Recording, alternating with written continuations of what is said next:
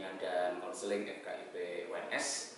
Saya adalah salah satu peserta sertifikasi dosen di tahun 2025. Video ini dibuat untuk melengkapi salah satu persyaratan sertifikasi dosen, yaitu penyetaraan diri dosen dalam unjuk kerja Tridharma Perguruan Tinggi. Pada kesempatan kali ini, mata kuliah yang akan saya tampilkan adalah mata kuliah konseling multibudaya. Ini adalah mata kuliah teori yang diberikan kepada mahasiswa semester 4 dengan bobot 2 SKS. Deskripsi mata kuliah konseling multibudaya, harapannya melalui mata kuliah ini mahasiswa mampu mengidentifikasi perkembangan konseling multibudaya, mengidentifikasi kompetensi multibudaya yang dibutuhkan oleh konselor, memahami berbagai indikator-indikator konseling multibudaya, dan mengidentifikasi isu etik, isu ras, gender, bias budaya, serta intervensi konseling multibudaya dari berbagai aspek dengan memperhatikan kebutuhan dan perkembangan zaman. Adapun capaian pembelajaran di mata kuliah konseling multibudaya ini yaitu mampu melakukan telaah secara multidisipliner untuk memberikan pelayanan konseling berdasarkan pada kompetensi multibudaya yang meliputi pemahaman terhadap isu budaya, isu etik, isu ras, gender, bias budaya, metode konseling multibudaya, penelitian bidang konseling multibudaya yang implikasinya akan berdampak pada layanan konseling berbasis budaya. Materi pembelajaran yang ada di dalam mata kuliah ini antara lain hakikat konseling multibudaya, perkembangan kognisi, emosi dalam konsep budaya, budaya dalam perkembangan kepribadian masyarakat, isu etik dalam konseling multibudaya, peran gender, konseling dan psikoterapi multibudaya, bias-bias konseling dan peranan riset, pelatihan dan praktik berwawasan budaya. Model pembelajaran yang akan saya sampaikan pada video praktik ini dengan menggunakan model luring. Adapun model pembelajaran yang saya gunakan yaitu dengan pembelajaran kolaboratif dan juga case method. Teknik penilaian yang akan saya lakukan yaitu melalui partisipasi aktif atau yang biasa kita sebut dengan case method, team based project, kemudian tugas, ujian tengah semester dan juga ujian akhir semester.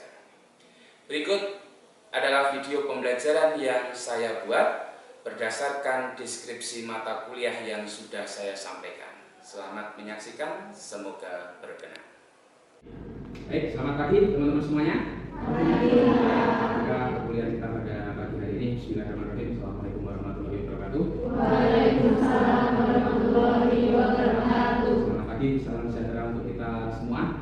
Bagaimana kabarnya teman-teman semua hari ini? Sehat semuanya? Sehat.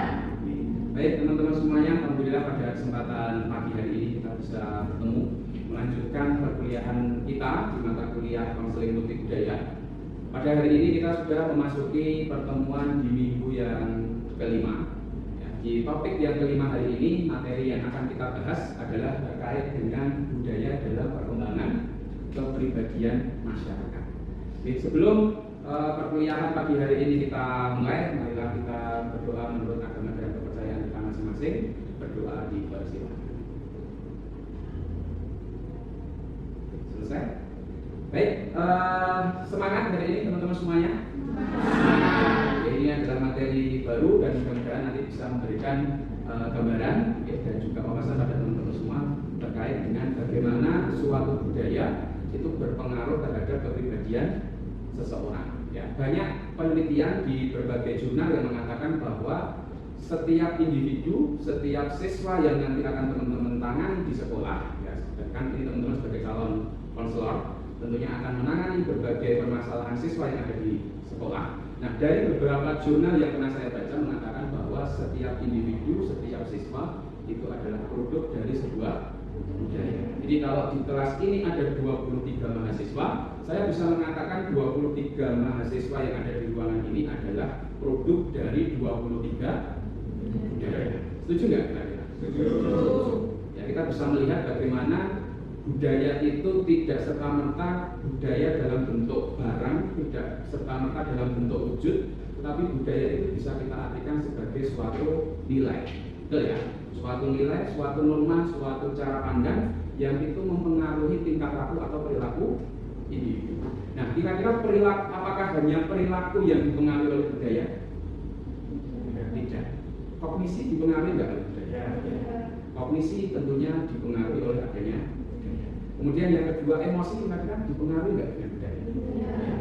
Salah satunya kognisi, emosi, dan juga yang ketiga adalah perilaku atau kepribadian itu sendiri. Nah, maka akan kita bahas ya bagaimana budaya itu berpengaruh terhadap perkembangan kepribadian seseorang.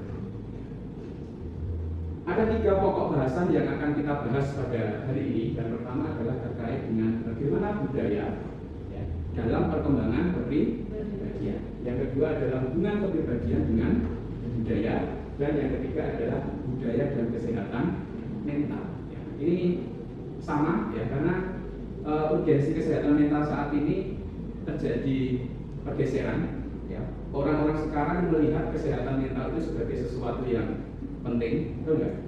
Sesuatu yang memang harus ada dulu dan sesuatu yang berpengaruh terhadap kesehatan yang lainnya. Betul ya? Merasakan ya? Oke. Sedangkan di fenomena orang-orang dulu banyak miskonsepsi yang terjadi. Ya, kalau dulu orang-orang zaman mbah-mbah kita ya, itu belum banyak memandang kesehatan mental itu sebagai kesehatan yang sangat penting melebihi dari kesehatan fisik. Bahkan ketika ada ya, orang yang mengalami depresi pasti disangkut pautkan dengan ya, dengan kejadian-kejadian mistis. Mungkin orang ini disantet dan lain sebagainya. Gitu ya. Nah, nanti akan kita bahas di topik yang ketiga. Oke, masuk pada topik yang pertama yaitu budaya dalam perkembangan kepribadian. Ya, bahwa budaya itu sendiri adalah root ya, dalam kehidupan manusia. Kemudian melalui budaya kehidupan sosial masyarakat itu diatur ya dalam pembentukan pola pikir dan pergaulan. Nah, seperti yang saya katakan tadi, budaya itu mencakup tingkah laku atau perilaku ya yang ini tercermin dalam suatu aktivitas individu, aktivitas keseharian masyarakat. Kemudian juga adanya pola pikir, kepercayaan, ideologi yang dianut termasuk tadi emosi ya itu berpengaruh terhadap budaya berpengaruh terhadap hal itu. Kemudian yang selanjutnya suatu kebudayaan ini menurut Kuncara Ningrat mengatakan bahwa suatu kebudayaan sering memancarkan suatu watak khas yang kelihatannya dari luar. Setuju nggak? Setuju nggak? Teman-teman pernah memberikan penilaian terhadap suatu suku, ras dari cerita orang atau dari cara pandang kalian secara kasat mata? Kalau kalian mendengar suku Jawa, apa yang ada di benak kalian? Lemah lembut, kalem, halus, sopan, gitu ya. Kalau mendengar suku Batak, keras karena nada bicaranya. Terus dari tegas, ya biasanya tegas. Kalau enggak ya enggak, kalau iya ya. Ya. Apakah semua orang Jawa, orang Batak seperti itu? Iya. Nah, kita memberikan judgement, memberikan nilai itu dari sesuatu yang kelihatan dari luarnya. Akhirnya dari penilaian itu memunculkan suatu stereotip atau anggapan terhadap suatu suku tertentu.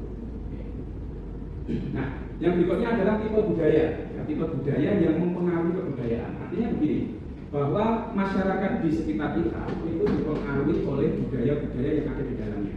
Nah, ini bisa kita bedakan dari 4 hal ini.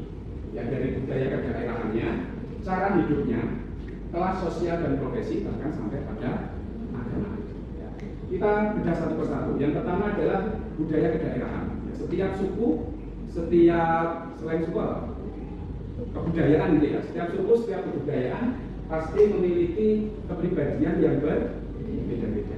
Sama-sama orang Jawa, tapi karakteristik masyarakat Solo Kota dengan masyarakat Wonogiri kira-kira sama atau tidak? Ya, kalau di Solo Kota barangkali fasilitas terjamin, ya, akses kemana saja bisa akses, ya. Jalan-jalan mungkin juga bagus. Tapi kalau di Wonogiri, ya belum tentu akses yang sama itu ada di Wonogiri.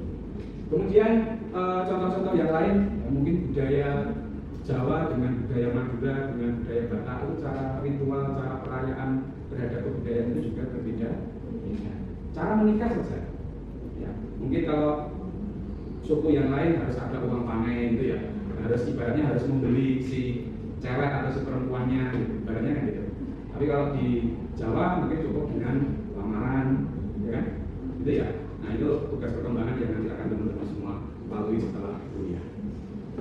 Yang berikutnya adalah cara hidup. Nah ini bisa kita bedakan cara hidup di kota dengan cara hidup di desa.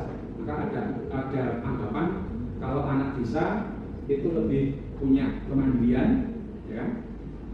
Punya resiliensi yang tinggi, sedangkan kebalikannya anak kota karena akses serba mudah, serba kecukupan, terkadang kemandiriannya menjadi berkurang, resiliensinya juga semakin berkurang.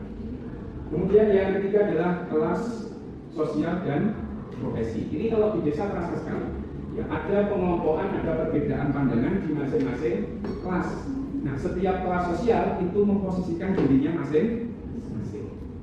Kita bisa melihat, ya, kalau kita datang ke mall, itu rata-rata yang datang ke mall itu kelas ekonomi menengah ke atas atau menengah ke bawah. Rata-rata memang menengah ke atas. Padahal tingkatan mall kan juga berbeda-beda ya. Mungkin ada mall yang memang kalangan bawah, ada mall yang memang kalangan atas.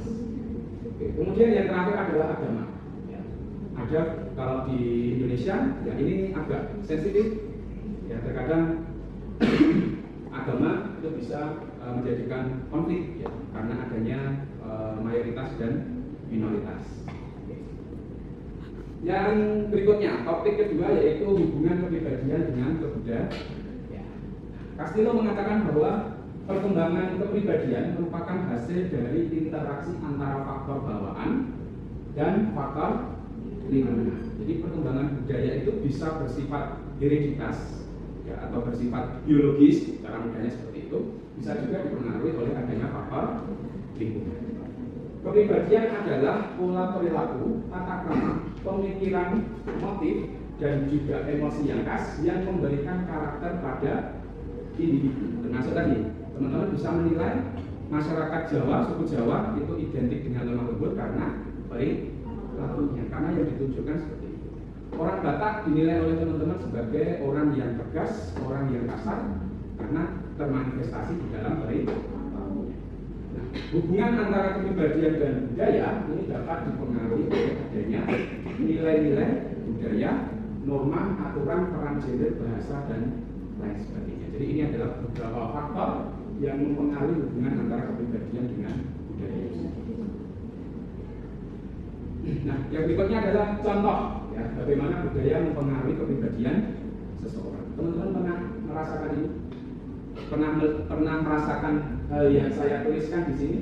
Ada beberapa budaya kita merasa orang itu lebih individualis, fokus pada diri sendiri, ya. Sedangkan di beberapa budaya yang lain itu orang-orang cenderungnya lebih kolektif, lebih bersosial. Pernah merasakan seperti ini? Kalau kalian lebih condong pada budaya yang mana? Yang kolektif atau individualis? Lingkungannya kolektif tapi dirinya individualis. Berarti ada nilai-nilai yang mempengaruhi kondisi itu. Mungkin tidak hanya lingkungan secara umum, bisa juga lingkungan keluarga. Teman-teman di sini bisa mengatakan bahwa pencapaian teman-teman saat ini adalah perjuangan diri kalian. Bisa mengatakan seperti itu 100% ini adalah perjuangan kalian. Berarti kalian masuk pada kolektif.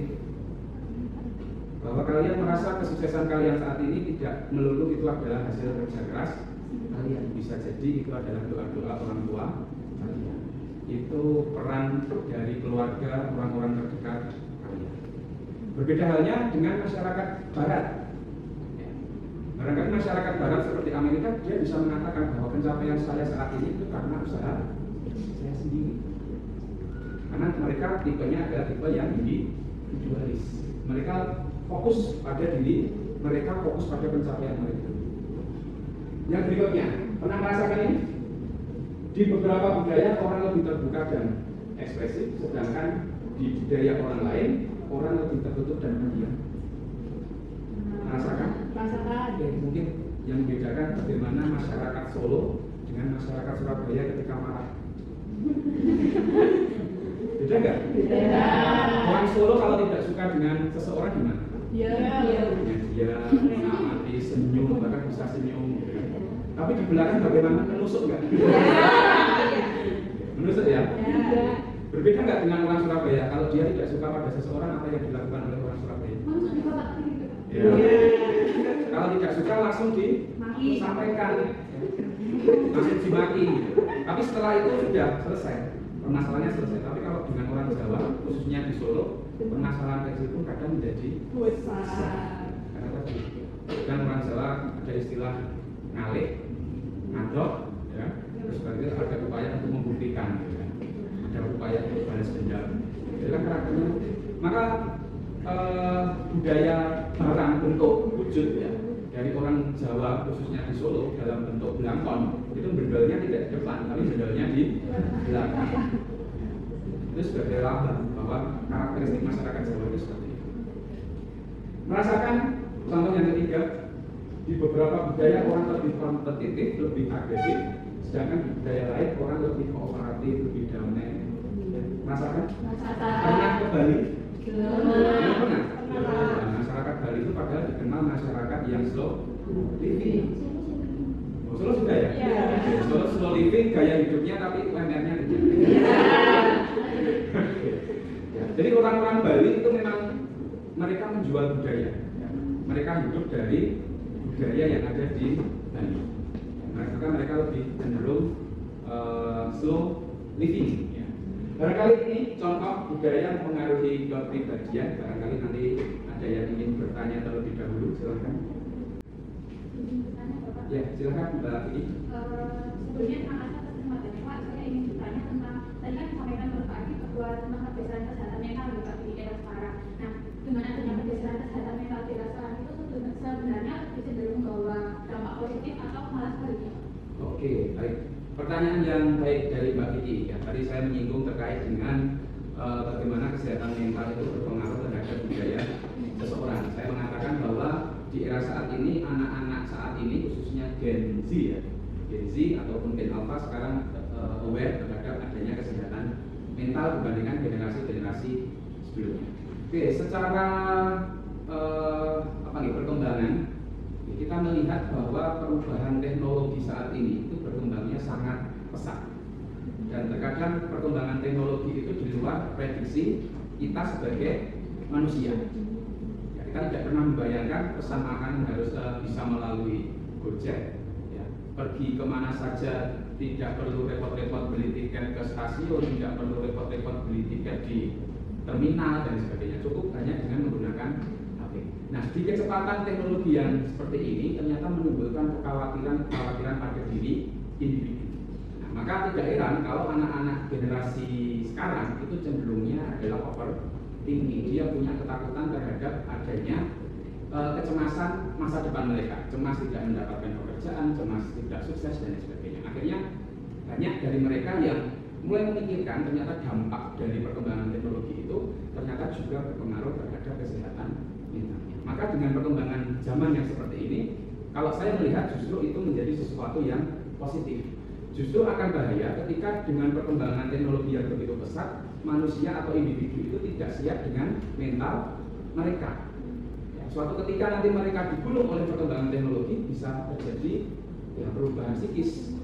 Gitu ya. Justru malah nanti dampaknya tidak bisa kita prediksi, atau mungkin dampaknya akan lebih parah. Gitu. Itu jawaban dari saya. Ini mungkin ada feedback. Oke, terima kasih Mbak Vicky atas pertanyaannya. Langsung saja teman-teman semuanya, kita masuk pada sesi berikutnya, yaitu sesi diskusi. Ya. Silakan teman-teman di kelas ini sejumlah 23 mahasiswa membentuk 6 kelompok. Ya, 6 kelompok. Untuk kelompoknya silakan mencari mencari anggotanya masing-masing. Ya, tidak perlu saya tunjuk. Kemudian tugas setiap kelompok adalah mencari kasus, ya, mencari kasus di lingkungan sekitar kalian yang menggambarkan bagaimana budaya itu berpengaruh terhadap perkembangan kepribadian seseorang. Kemudian dari kasus yang sudah teman-teman semua temukan, silakan dilakukan analisis kasus berdasarkan cara pandang kalian atau cara pandang kelompok kalian. Butuh berapa menit untuk berdiskusi? 15 menit ya. Saya beri waktu 15 menit, silakan membentuk kelompok dan mulai mendiskusikan kasus-kasus yang ada di sekitar kalian. Oke, silakan. Baik, sudah selesai diskusinya teman-teman semuanya? Sudah menemukan kasus apa yang akan diangkat oleh kelompok kalian? Sudah dianalisis? Sudah. Oke, setelah ini berarti saya minta 2 perwakilan yang nanti mau menyampaikan terkait dengan hasil diskusi dengan kelompoknya.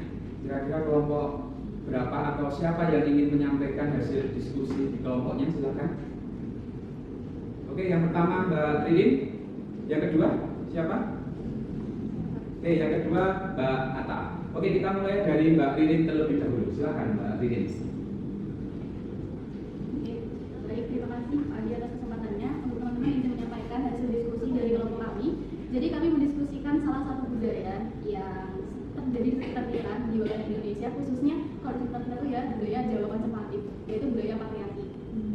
Sudah sangat familiar. Jadi di budaya patriarki itu dipandang bahwa laki-laki itu derajatnya di atas perempuan. Pokoknya laki-laki itu ngajak-jejek pemimpin, pengambil keputusan, pokoknya yang derajat di atas perempuan. Nah, sedangkan perempuan itu dipandang harus nurut, harus patuh, pokoknya harus lemah lembut seperti itu. Nah, akibatnya pembentukan kepribadiannya itu anak perempuan dari kecil biasanya itu cenderung diajarkan untuk tidak membantah laki-laki, diajarkan untuk tidak berbicara terlalu keras, kemudian diajarkan untuk tidak boleh terlalu vokal.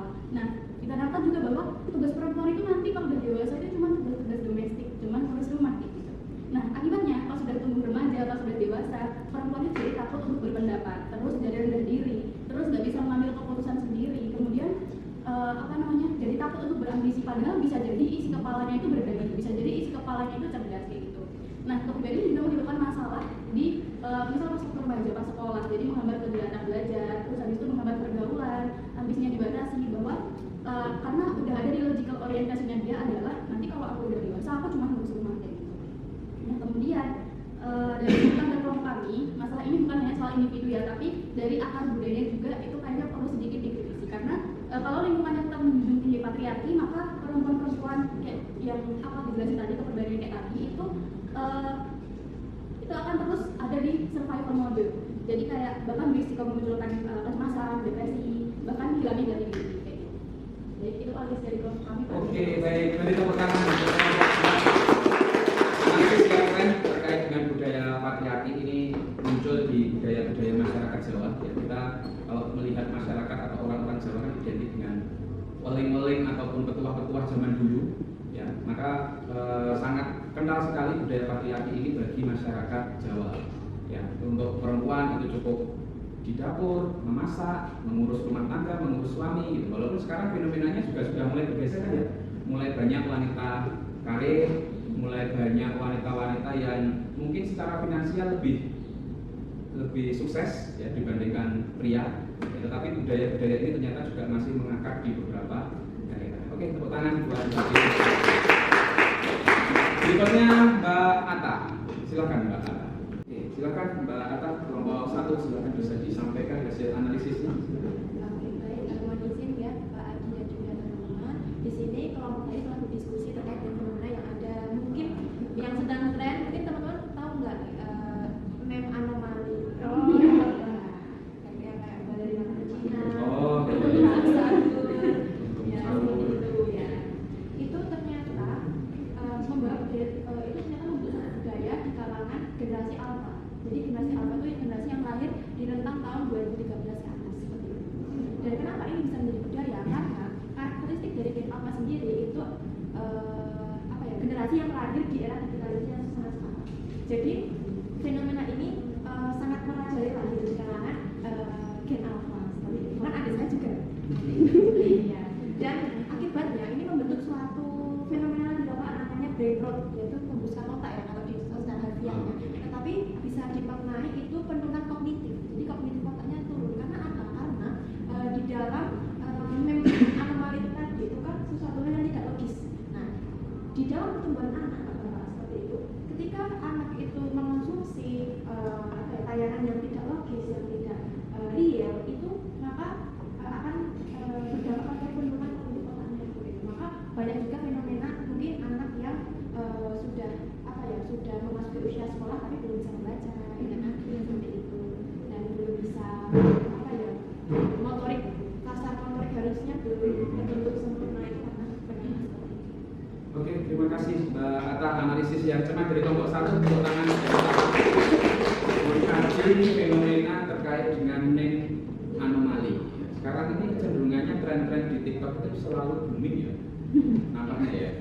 Dan cepat sekali perubahan konten, perubahan apa yang sering FYP itu sangat cepat sekali, termasuk adanya name anomali. Nah, ini barangkali juga akan berpengaruh terhadap budaya dan kepribadian dari masyarakat itu sendiri. Mungkin besok nama seseorang itu bukan Adi, bukan lagi Ririn, bukan lagi Adit, bukan lagi Gavin, tapi mungkin bisa Tontung Sahur dan lain sebagainya, yang itu bagian dari nama-nama anomali ya istilahnya gitu ya anak-anak sekarang itu. Belum lagi tren-tren yang lain. Nah, ini ternyata juga berdampak pada tadi yang disampaikan Mbak Atta terkait dengan brain rot ya, atau penurunan kognitif ya. Ada perbedaan kok, anak-anak yang kecenderungannya itu mengakses video pendek dengan video panjang itu biasanya daya analisisnya lebih tinggi atau lebih baik. Anak-anak yang suka dengan video-video atau tayangan yang durasinya panjang ya, karena kecepatan berpikirnya kalau di video-video pendek itu biasanya cepat ya. Nah, otomatis mereka secara kepribadian juga akan mencari informasi-informasi yang akan lebih instan gitu. Tidak mau melakukan analisis dengan video-video yang panjang. Oke, tepuk tangan untuk kelompok. Oke, barangkali kasus atau analisis kasus yang sudah teman-teman semua sampaikan seperti itu tadi, dan saya melihat mungkin akan ada banyak fenomena-fenomena ataupun kasus yang bisa kita angkat di dalam topik hari ini. Mungkin sebelum saya akhiri, adakah di sini yang ingin menyimpulkan dari pertemuan kita hari ini? Oke, silakan Mbak Rona. Kesimpulan dari pertemuan pada hari ini yaitu ternyata budaya mempengaruhi bagaimana pembentukan kepribadian seseorang. Hal ini bisa dilihat dari kognisinya, afeksinya, maupun psikomotor dari individu tersebut. Dan ternyata dari kasus-kasus tadi, kebanyakan budaya mempengaruhi secara negatif. Jadi tidak hanya budaya bisa membuat seseorang lebih membentuk kepribadian yang lebih baik, tapi ternyata banyak juga budaya yang membentuk seseorang menjadi lebih buruk. Secara negatif seperti tadi ada kebudayaan patriarki dan yang lainnya, yaitu dari anomali gen alpha. Oke, terima kasih Mbak Rona sudah menyimpulkan terkait dengan topik yang kita bahas pada hari ini. Yang jelas kepribadian kita, kepribadian seseorang itu sedikit banyak dipengaruhi oleh adanya budaya yang ada di sekitar kita. Bisa berdampak positif, bisa juga berdampak negatif. Itu tepuk tangan untuk kita semua. Barangkali itu yang bisa saya sampaikan untuk pertemuan 5 pada pagi hari ini. Semoga materi yang kita bahas memberikan manfaat ya, untuk teman-teman semuanya, dan mudah-mudahan bisa memberikan gambaran baru ya, terkait dengan beberapa analisis fenomena-fenomena yang ada di sekitar kita. Mungkin itu yang bisa saya sampaikan, kurang lebihnya mohon maaf. Kita akhiri. Billahi taufiq wal hidayah.